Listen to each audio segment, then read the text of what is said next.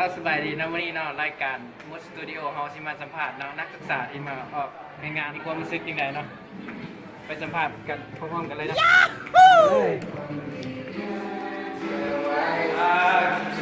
ขอสัมภาษณ์ได้เนาะมีความรู้สึกยังไงกันข้าพเจ้าชื่อไก่แก้วราชสุดขาวที่ห้อง33การเรียนการภาษีมีความรู้สึกเป็นไงเนาะมาออกงานนี้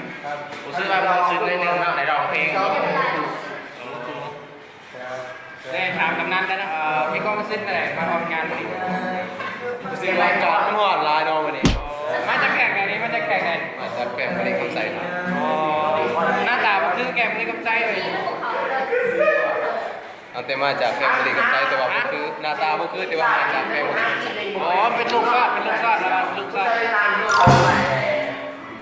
มาสัมภาษณ์คนนี้แล้วเนาะขอสัมภาษณ์นะครับนี่ก็วันนี้ก็รู้สึกอะไรนะมาออกในงานวันนี้ กับมีความรู้สึกว่าตื่นเต้นตกใจดีเดี๋ยวแค่ม่วนหน่อยนึง มาจากบ้านไหนหรือมาจากบ้านไหน มาจากบ้านตูมหน่อยเนาะแล้วก็เสร็จ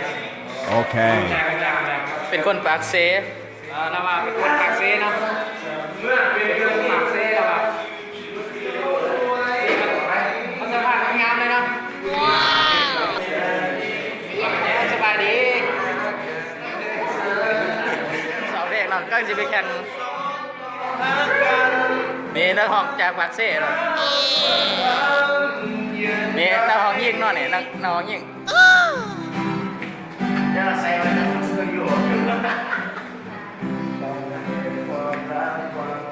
จ้าวันนี้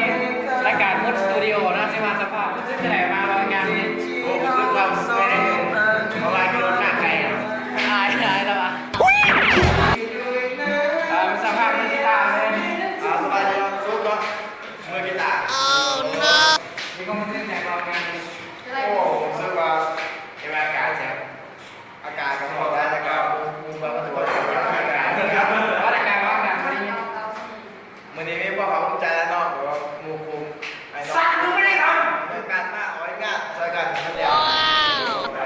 เมื่อยกันดีอากาศก็วันแรก Okay.